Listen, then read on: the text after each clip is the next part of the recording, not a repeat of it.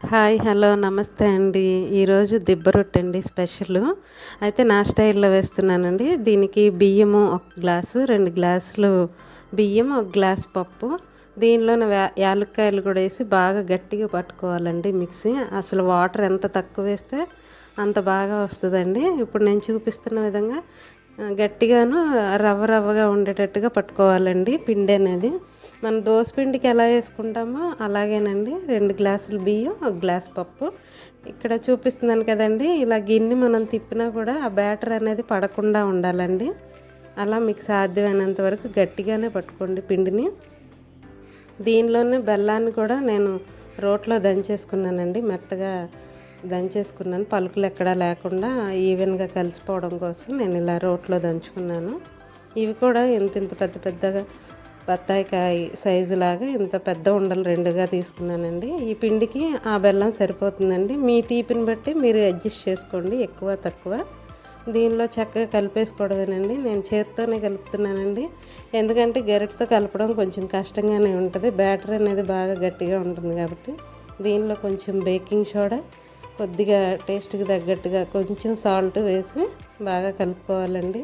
దీన్ని అంతటిని బాగా కలుపుకొని కేక్ గిన్నె తీసుకుని కేక్ గిన్నెలో వేసుకోవాలండి ఈ బ్యాటర్ అంతా. అయితే మనం దిబ్బ రొట్టెలు కొంచెం కొంచెంగా వేసుకుంటాం కదండి పాన్లో. ఇది అలా కాదండి, మేము మా స్టైల్లో ఇలా వేస్తానండి. నేను అదే విధంగా చూపిస్తున్నాను. దీన్ని అంతటిని కూడా చక్కగా ఇలా కలిపేసేసుకుని మళ్ళీ దీన్ని తీసుకెళ్ళి మనం ఆ కేక్ గిన్నెలో వేసుకోవడమేనండి.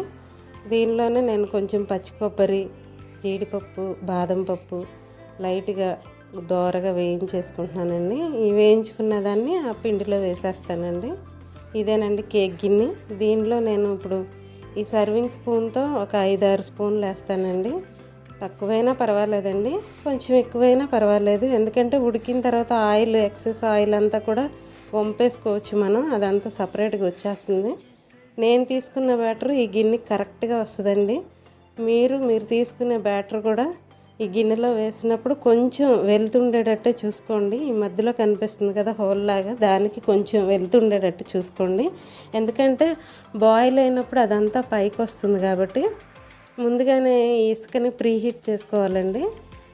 ఆ తర్వాత ఈ పాత్రను తీసుకెళ్ళి ఆ ఇసుక ప్లేట్ మీద పెట్టుకోవడమేనండి.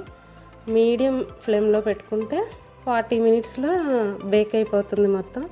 ఒకసారి ఇలా చాక్ కానీ టూత్ స్టిక్ కానీ గుచ్చి చూస్తే మనకు తడి అంటకపోతే దిబ్బ రొట్టె అనేది రెడీ అవుతుందండి. చాలా టేస్టీగా ఈజీగా చేసుకోవచ్చు.